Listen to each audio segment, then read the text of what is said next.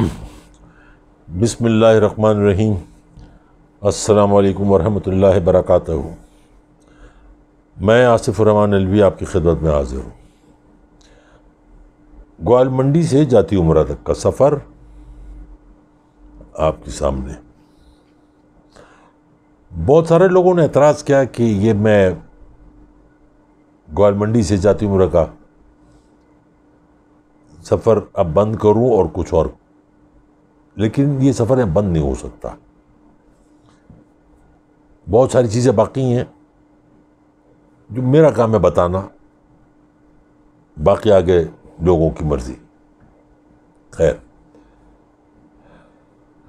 کل میں نے ویڈیو کی، اس میں نے آپ لوگوں کو بتایا اور لوگوں سے پوچھا کہ مجھے اپنی ٹویٹ پہ یا کمنٹس میں مجھے بتائیں کہ یہ فرنیچر، کراکری، کٹلری کتنے کا ہوگا، لیکن کسی نے اس کو غور سے شاید نہیں سنا یا سیریسلی نہیں لیا، سوائے کہ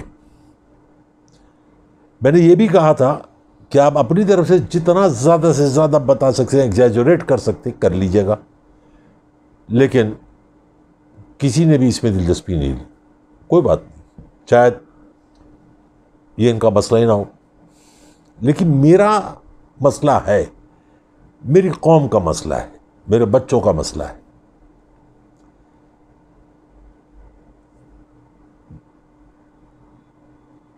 یہ تقریباً یہ یاد رکھیے گا، آپ نے ان کی ایک تصویر دیکھی ہوگی، اکثر اخباروں میں آئی ہے کہ ایک بہت بڑا گھر ہے، بہت بڑا محل ہے، اس کی سیڑھی سے وہ نیچے اتر رہے ہیں، دونوں طرف پلر بنے ہوئے ہیں جس کے اوپر انہوں نے شیر بنا کے رکھا ہوا ہے یا شیر ہیں، لال رنگ کا قالین ہے اور سیڑھی سے اتر رہے ہیں۔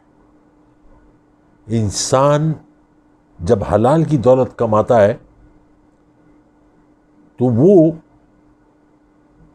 اس کے اندر اس کی چال ڈال میں بھی فرق ہوتا ہے، اور جب حرام کی دولت ہوتی ہے ایسی فرونیت ہوتی ہے۔ یہ بات یاد رکھیں، جو سیڑھی سے آپ اوپر جاتے ہیں اسی سیڑھی سے آپ کو نیچے بھی آنا ہوتا ہے۔ جو حلال کی دولت والا ہوگا وہ اس سیڑھی سے اوپر جائے گا، وہ جنت کا سفر ہے، اور جو حرام کی دولت والا ہے وہ جس سیڑھی سے اوپر جا رہا ہے اتنی ہی دلدل میں دستا چلا جا رہا ہے، اور جب اترے گا تو وہ جہنم کی طرف، اپنی قبر کی طرف رواں دواں ہے۔ میں نے آپ لوگوں سے کہا تھا کہ آپ جتنا بڑا چڑھا کے لکھ سکتے ہیں، ایگزیجریٹ کر سکتے ہیں، کر دیجیے گا۔ میں کم سے کم بتاتا ہوں کہ آپ کو 75 سے 80 کروڑ روپے کا کراکری، کٹلری اور فرنیچر ہے، یہ کم سے کم بتا رہا ہوں، کیونکہ ہمارے معاشرے میں، ہمارے گھروں میں لوگوں کو نہیں پتا کہ ڈنر سیٹ کتنے کا آتا ہے۔ ہمارے یہاں تو وہی ہے نا، پلاسٹک کا، یا لوگوں نے جو لیا چینی کا، 5,000، 8,000، 10,000، 20,000۔ کیا آپ کو پتا ہے کہ 30 40 لاکھ روپے کا ڈنر سیٹ آتا ہے؟ اس سے بھی مہنگا آتا ہے۔ کیا آپ کو پتا ہے گلاسز کی قیمت کروڑوں میں ہوتی ہے، کرسٹل کے گلاسز؟ اسی طرح سے ڈنر سیٹ گولڈ پلیٹڈ۔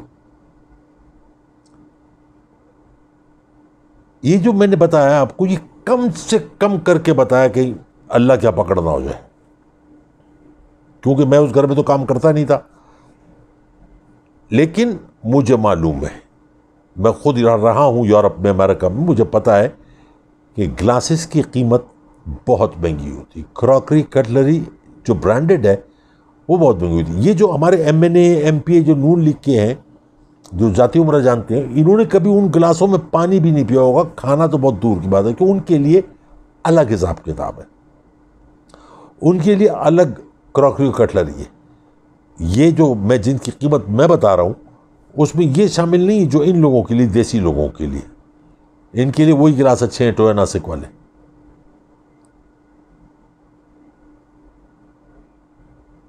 بہت سارے لوگ مجھ سمیت یہ اسکارف ڈالتے ہیں، میں بھی ڈالتا ہوں، لنڈا بازار سے لے لیا، کسی نے تحفے میں دے دیا، 100 150 روپے،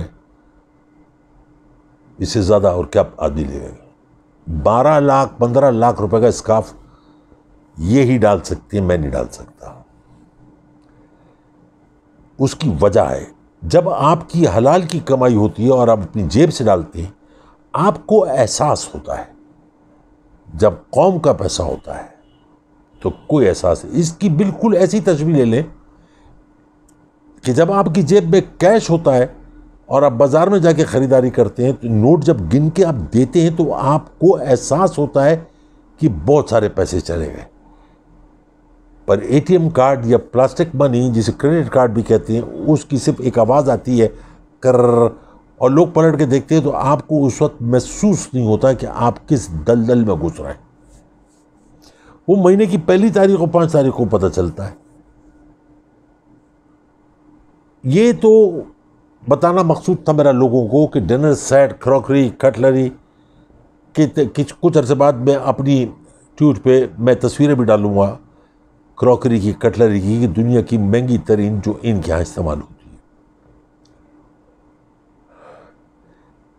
میں آپ کو بات ہوں، جب انسان کو بری عادت پڑ جائے وہ نہیں چھوٹتی. یہاں ٹیکس مارنے کی عادت تھی، جو پیسہ عوام کی فلاح بہبود پہ خرچ ہونا تھا وہ انہوں نے اپنے پر لگایا. یہی عادت لے کے سعودی عرب ہے. کیا آپ کو پتا ہے کہ سعودی عرب میں بھی ان کے اوپر کیس بنا؟ 2 کیس بنے.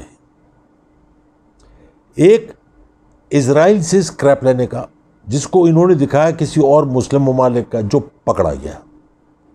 دوسرا ٹیکس ایویژن کا، حالانکہ وہاں ٹیکس نہ ان کے برابر ہے، 4% یا 5%، اس کا، اس پر ان کو جرمانہ ہوا $50 lakh, which was peanut for them. لیکن ہوا. وہاں سے ان کا اختلاف شروع ہوا اور انہوں نے سمجھا کہ وہ بھی ہمارے باپ کی جاگیر ہے، جیسا ہم چاہیں گے کیسا کر لیں. وہاں ہوا نہیں اور وہاں سے ان کو نکلنا پڑا، اپنا سرمایہ وہاں سے نکالنا پڑا. خیر، اس $50 لاکھ کے جرمانے کے لیے انہوں نے معافی مانگی، ترلے کیے، پیر پکڑے، اور وہ $50 لاکھ معاف کر کے جو جانا تھا نا انہوں نے لے کے وہ بادشاہ نے وہاں کے معاف کر دیا، اور اس طریقے سے یہ وہاں سے بھاگ لیے.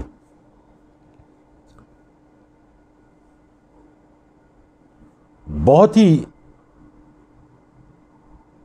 آج سے کچھ برس پہلے جب یہاں پہ کاروبار بھی بہت تھا، کچھ پرابلمز بھی تھے، میرے دوست ہیں دبئی میں، انہوں نے کہا تو یہاں جا، تیرا ایکسپیرینس اور میرا فائنینس مل کے کچھ کرتے ہیں. تو ایک وجہ سے میں نہیں گیا، شاید 2-4 سال کے لیے چلا جاتا، مگر ایک وجہ سے. جانتے ہیں وجہ کیا ہے؟ میرا جو اقامہ لگنا تھا، جو کارڈ بننا تھا، اس کے اوپر بار بار لکھنا تھا حجام. میں نے کہا نہیں، 2 روٹی مجھے یہاں بھی مل رہی ہے، میرے لیے بہت ہے، حجام بن کے نہیں جاؤں گا. ان کے کارڈ کے اوپر، کی صاحبزادی کے کارڈ کے اوپر، اقامے کے اوپر کیا کیا لکھا ہوا وہ آپ کو سب کو پتا ہے. کوئی گارڈ ہے، کوئی حجام ہے، کوئی کچھ ہے، کوئی درزی، کیا ہے. مطلب حکومت یہاں کرنی ہے، حکم آپ لوگوں پر چلانا ہے، پیسہ آپ لوگوں سے لینا ہے. دوسرے ملکوں میں آپ صرف دولت کی خاطر اپنی شناخت بدل دیتے ہیں. یہ ہے فرق اعلیٰ نسل میں اور کم نسل میں.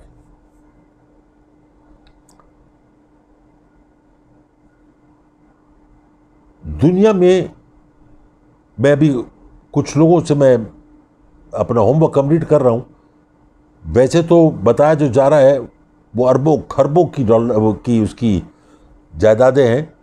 لندن میں تو چھوٹی سی جائیداد پکڑی ہے، اس کے علاوہ لندن میں 250-300 ان کی پراپرٹیز ہیں. یہ کیسے بنی، کس طریقے سے بنی، اس کا جواب کسی کے پاس بھی نہیں.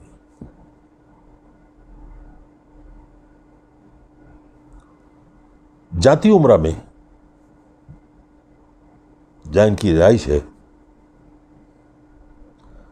کروڑوں روپے کے جانور. کبھی وقت آئے گا، کیس بنے گا، کھولے گا تو آپ کو پتہ چلے گا ہمارے زو سے بھی جانور غائب کیے گئے. وہ وہاں سے ملیں گے انشاءاللہ، اگر زندہ بچ گئے تو. ایک انسان کو کتنی ضرورت ہوتی ہے.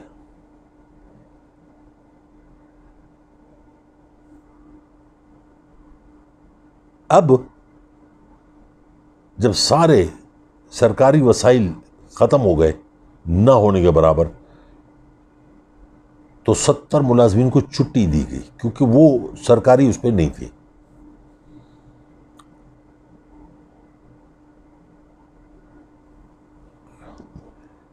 یہ جو اتنا بڑا محل اتنی وسیع اور اس زمین کے اوپر، جو ڈیکوریشن پیسز جو کرسٹل کے، آپ کو اندازہ ہے کہ ان کی ویلیو سے، صرف اگر ان کی ویلیو نکالی جائے اور ان کی اس ایک جائیداد سے ان کا سرمایہ نکالا جائے، میں یہ وثوق سے کہتا ہوں کیونکہ میری فیلڈ ہے فائنینس، وثوق سے کہتا ہوں کہ پاکستان کا 40% قرض اتر سکتا ہے صرف اس ایک پراپرٹی سے. اس کو مذاق مت سمجھیے، یہ حقیقت ہے.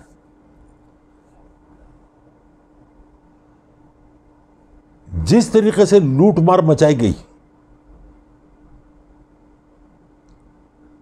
وہ ایک اس کا شیمپین کا گلاس آتا ہے امپیریل کا، آپ کو پتا وہ ایک گلاس کتنے کا ہے؟ ویسے تو ایک گلاس نہیں ملتا، 6 کا سیٹ ملتا ہے یا 12 کا سیٹ ملتا ہے. وہ کروڑوں میں ایسے سیٹ آپ کو بہت ملیں گے. میں کوشش کروں گا کہ آنے والے وقتوں میں اس کہانی کو مختصر کرتا چلا جاؤں، جو ضروری ہو بتاتا چلا جاؤں، کیونکہ مجھے محسوس ہوتا ہے کہ اب لوگ تھک گئے، بوریت ہو گئی ان کو جاتی عمرہ کی کہانی سن کے. میں نہیں تھکوں گا بتاتے ہوئے، لیکن پھر بھی ضروری جو ہے وہ میں بتا دوں آپ کو. ہمارے معاشرے میں عزت و احترام بہت ضروری ہے. اس لیے میں کوئی ایسی بات نہیں کرنا چاہتا کہ جس سے کسی کی دل شکنی ہو، نہ میری کوئی ایسی ٹویٹ ہوتی ہے. لیکن میں آپ کو یہ بتا سکتا ہوں، ہیرٹس سے، لندن میں جو ایک ہیرٹس ہے، وہاں جب سال میں سیل لگتی ہے تو لوگ 2 دن پہلے سے آ کے وہاں باہر سونے لگتے ہیں، اور 60% سے 80% وہاں پہ ڈسکاؤنٹ ملتا ہے، جو جینین ڈسکاؤنٹ ہوتا ہے. اس کے علاوہ ہیرٹ سے جس جگہ سے یہ گھڑیاں اور چیزیں لیتے تھے، وہ کروڑوں میں نہیں ہے، اربوں میں. آپ میں سے کسی کو معلوم ہے کہ ان کے لندن میں ریسٹورنٹ بھی ہے، بار بھی ہے؟ نہیں معلوم. ہو سکتا ہے کسی کو معلوم ہو، 2-4 کو. میری بات بڑے غور سے سنیے گا، اس کے بعد پھر میں، شراب پینا اتنا بڑا گناہ نہیں ہے، وہ اس کے اور اس کے اللہ کے درمیان ہے. وہ اللہ جب جی چاہے گا معاف کر دے گا، کیونکہ ذاتی انڈیویجول انسان ہے جو بھٹک گیا، شراب پی رہا ہے، اور اللہ جانے، کوئی بات نہیں. لیکن شراب بیچنا، جو یہ کرتے ہیں، شراب بیچنا بہت بڑا گناہ ہے، کیونکہ آپ نسلوں کو شراب پلا کے خراب کر رہے ہیں. آپ اکیلے نہیں خراب ہو رہے، نسلوں کو.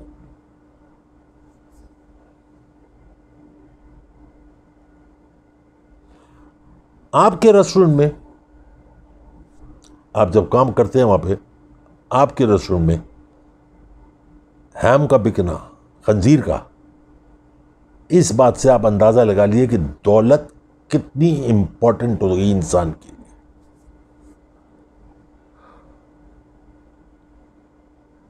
لیکن جیسا کہ میرے اللہ نے کہا ہے، حرام کمانے اور کھانے والے کی عقلوں پہ پتھر، آنکھوں پہ پردہ اور دلوں پہ مہر لگا دیتا ہوں، وہ غلط نہیں ہو سکتا، اس کا زیر زبر غلط نہیں ہو سکتا ہے۔ ایسے تار شخص کے لیے اللہ تعالیٰ کہتا ہے کہ میں ان سے سوچنے سمجھنے کی صلاحیت چھین لیتا ہوں، اور یہ اپنی ہر بات کو سچ تصور کرتے ہیں اور لوگوں کو یقین دلانے کی کوشش کرتے ہیں کہ میں جو کہہ رہا ہوں وہ سچ ہے۔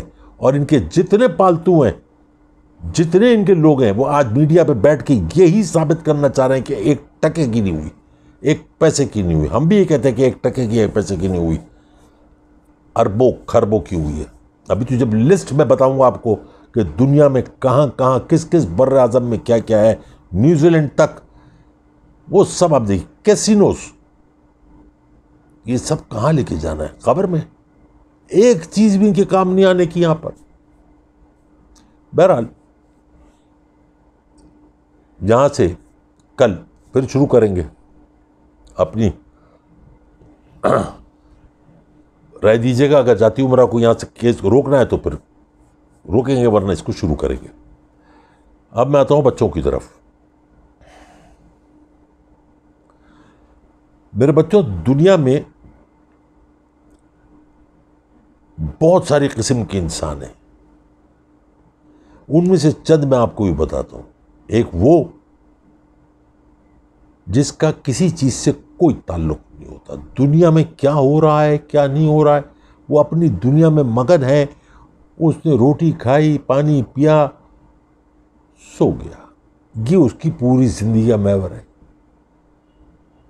ایک وہ جو بہت کچھ کرتا ہے، آگے بڑھتا ہے، وہ دنیا میں سب کچھ اپنی آنکھوں سے دیکھتا ہے، اس پہ صرف کڑتا ہے،